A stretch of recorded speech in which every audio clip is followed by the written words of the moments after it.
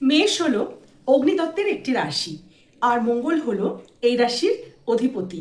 তো যাদের চন্দ্র রাশি মেষ, তাদের জন্য আজকের এই ভিডিওটি। আপনার রাশি যদি মেষ হয়ে থাকে, মানে চন্দ্র রাশি মেষ হয়, তাহলে এই ভিডিওতে আমি আলোচনা করেছি যে এই মেষ রাশির মানুষেরা অন্য কোনো উপায় না নিয়ে কেবলমাত্র ব্যবহারিক জীবনে কি কি পরিবর্তন এনে তাদের শরীর স্বাস্থ্য, টাকা পয়সা, সম্পর্ক বিভিন্ন দিকে মানে নিজেকে আরও ভালো রাখতে পারেন। যারা অন্য কোনো উপায় নেননি বা নিতে পছন্দ করেন না, তারা কিন্তু এই ভিডিওটা দেখবেন, শুরু থেকে শেষ পর্যন্ত দেখবেন। এখানে কিন্তু কিছু অতি সাধারণ টিপস দেওয়া হয়েছে। ভীষণ সাহসী, ঊর্জাবান, দয়াবান এই মেষ রাশির মানুষেরা। মনে হলো, হঠাৎ করে কিছু মনে হলো আর তক্ষুনি সেটা করতে হবে, অনেক সময় কিন্তু এটাও করে থাকেন। তবে হ্যাঁ, এই যে চরিত্রগুলো নিয়ে বা চরিত্রের বিভিন্ন দিক নিয়ে আলোচনা করা হয়েছে, সব মেষ রাশির মানুষের সাথে কিন্তু 100% মিলবে না। কারণ প্রতিটা মেষ রাশির মঙ্গল কোথায় অবস্থান করছে বা আরও দিকগুলোও রয়েছে, লগ্ন রয়েছে, সমস্ত দিকটাই বিচার বিবেচনা করতে হবে। তাই 70 থেকে 80% কিন্তু ধরে নিয়ে চলতে পারেন যে এটি আপনার সাথে মিলে যাবে। ভীষণ পরিশ্রমীও হন এই মেষ রাশির মানুষেরা, শরীরেও যেমন পরিশ্রমী, মন আর মাথাও কিন্তু সমানভাবে অ্যাক্টিভ। সেলফ মেড হন এই মেষ রাশির মানুষেরা। দেখা যায় যে হয় কারো ক্ষেত্রে যে খুব ছোট্টবেলায় একটা সমস্যা সৃষ্টি হয়েছে, শৈশবটা খুব একটা ভালো কাটেনি। আবার যাদের সাথে সেটা হয় না, দেখা যায় যে ম্যারিড লাইফে প্রবলেম আসছে। আর মানে এইগুলো কিন্তু প্রায়ই এসে থাকে, ম্যারিড লাইফে প্রবলেম, ছোট্টবেলায় মানে যখন বড় হচ্ছে তখন তাদের পারিবারিক জীবনে কিছু সমস্যা, এগুলোও মেষ রাশির মানুষকে কিন্তু ফেস করতে দেখা যায়। এছাড়া দেখবেন অনেক সময় এদের যে কোনো কাজের জন্য পরিশ্রমটা একটু বেশি করতে হয়, তারপরেই সাফল্য আসে। আর যদি বিজনেস করে থাকেন তাহলে পার্টনারশিপও কিন্তু অনেক সময় খুব ভালো যায় না। আর টাকা পয়সাও কিন্তু মানে অনেক সময় দেখা যায় যে জীবনে অনেক ওঠাপড়া আসে, অনেক পরিশ্রম করতে হয়। আর শরীরের ক্ষেত্রে যদি বলি, সেক্ষেত্রে ছোটোখাটো অ্যাক্সিডেন্ট, চোট আঘাত লাগা, মাথায় কোনো ধাক্কা লাগা, প্রবলেম বা হাই বিপি, এগুলো কিন্তু মেষ রাশির মানুষের সাথে প্রায় হতে দেখা যায়। ঘুরে বেড়ানো, অ্যাডভেঞ্চার প্রিয়, রাগী, জেদি এই মানুষগুলো কিন্তু মনের থেকে ভীষণ স্পিরিচুয়াল, ধার্মিক আর খুবই ভালো, মানে একদম শিশুর মতন। বাইরে থেকে ওরকম চট করে রেগে যাচ্ছে, কিন্তু মনটা কিন্তু ভীষণ ভালো। মানে অন্যের মানে কোনো কাজে একবারে ঝাঁপিয়ে পড়া, এরা কিন্তু সব থেকে আগে থাকি সেই ব্যাপারে। আর এই মেষ রাশির মানুষজন কিন্তু অনেক সময় দেখা যায় যে কাজটা করতে শুরু করলো, প্রচণ্ড প্যাশনের সাথে করতে শুরু করে দিল, করেই যাচ্ছে, হট করে মনটা উঠে গেল আর করলো না। তো এই মেষ রাশির মানুষদের সাফল্যের জন্য কি কি করতে হবে? প্রথমেই বলছি, এদেরকে একটু শান্ত হতে হবে, ধৈর্য ধরতে হবে, ফোকাস আনতে হবে। মানে আপনি যদি মনে করেন যে একটা কাজ করছি, এবার সেই কাজটা কন্টিনিউয়াসলি মানে নিয়মিত করে যেতে হবে। এই না যে এখন মনে হয়েছে খুব ভালো লাগলো, মানে প্যাশনেট হয়ে উঠলাম আর করে গেলাম, দুদিন পরেই মন উঠে গেল, চলে গেলাম, ওইভাবে কিন্তু হবে না।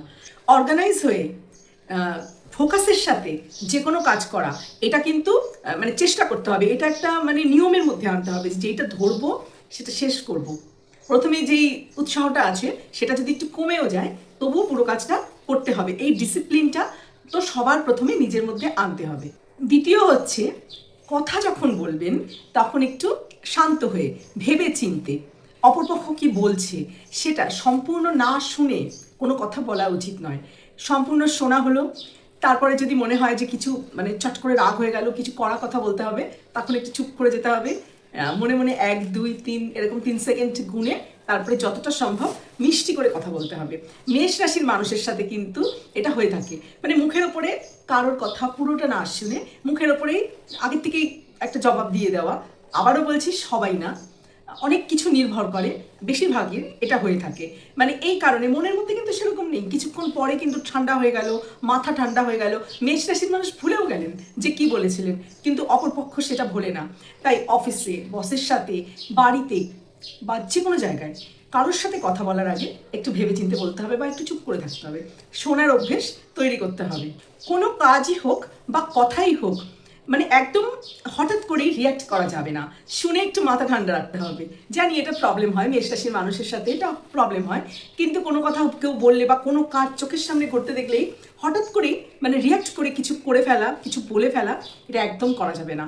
এটা কিন্তু প্র্যাকটিস করতে হবে। এর পরের ব্যাপারটি হলো যে মেষ রাশির মানুষ যদি শারীরিক পরিশ্রম করেন, যে কোনো বয়সী, সে স্টুডেন্ট হোক বা বড় হয়ে যান, কোনো এমন এক্সারসাইজ যাতে করে ঘাম ঝরবে, খুব মানে ভারী এক্সারসাইজ, কিছু জোরে জোরে হাঁটা, জগিং করা, জিমে যাওয়া বা কোনো ভারী কসরত যেটাতে কিন্তু ঘাম মাটিতে ঝরবে।